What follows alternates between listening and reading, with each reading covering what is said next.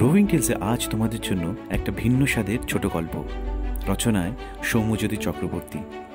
আজকের ছোট গল্প জীবন ও মৃত্যু।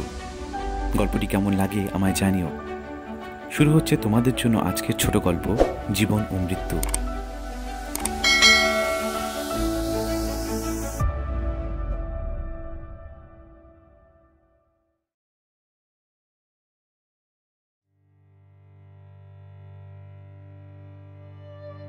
একটিবার না হয় হেরেই গেলাম, ভাবতে ভাবতেই দাউ দাউ করে জ্বলে উঠল চিতা। অশ্রুসিক্ত চোখে রুদ্র দেখছিল নীলাঞ্জনা ধোঁয়া হয়ে মিলিয়ে যাচ্ছে বাতাসে। নিষ্ঠুর কোভিড ছিনিয়ে নিল ওকে।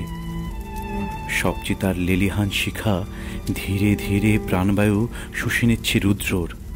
জীবনযুদ্ধে হারতে চাইছে সে, নিজের হিমশীতল মৃত্যুকে কল্পনা করছে। জীবনকে হারিয়ে দিয়ে নয় একবার হেরেই যাবে মৃত্যুর কাছে। নীলা ছাড়া ওর কেউ ছিল না এই পৃথিবীতে, না কেউ না। নিঃসন্তান রুদ্র মাল্টিন্যাশনাল কোম্পানিতে পদস্থ অফিসার। শুধু আপনজন ছাড়া কোনো প্রাচুর্যই তার অধরা নেই। থাক সব পড়ে, নীলাই যখন নেই কার জন্য আর বাঁচা। বাড়ি ফিরে শোবার ঘরে বসে একাই কাঁদছিল রুদ্র। ওকে সান্ত্বনা দেবারও কেউ নেই। দু একজন বন্ধু বান্ধব যা এসছিল কর্তব্য মিটিয়ে ফিরে গেছে। কত একা সে নিজের এই বিশাল বাড়িতে।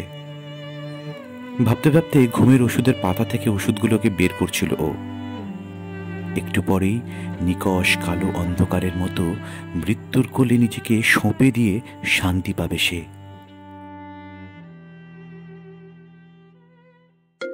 হঠাৎ ফোনটা বেজে উঠল। স্ক্রিনে নামটা ভেসে উঠল ঐক্যতান।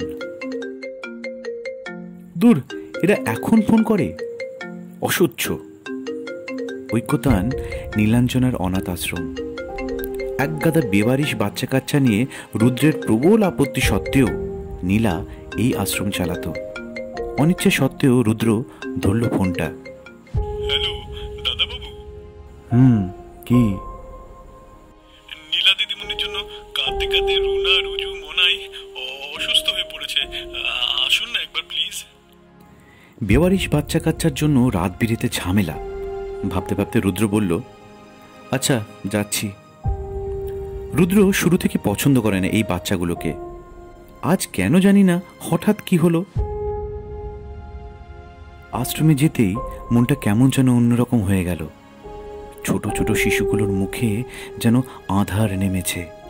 রুদ্র সেখানে যেতেই লালি বলে একটি ছোট্ট মেয়ে রুদ্রের জামা টেনে বলল, তুমি তুমি যাবে না তো আমাদের ছেড়ে? নীলা আন্টি বলতো তোদের একটা আঙ্কেল আছে, সে তোদের আমার চেয়েও বেশি ভালোবাসবে। রুদ্র যে কি হলো, হঠাৎ লালিকে বুকে জড়িয়ে হাউ হাউ করে কেঁদে উঠল।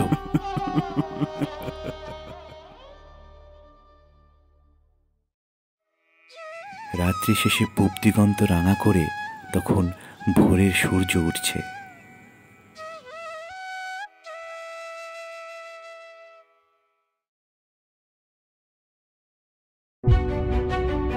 শেষ হলো আজকের গল্প জন্ম ও মৃত্যু।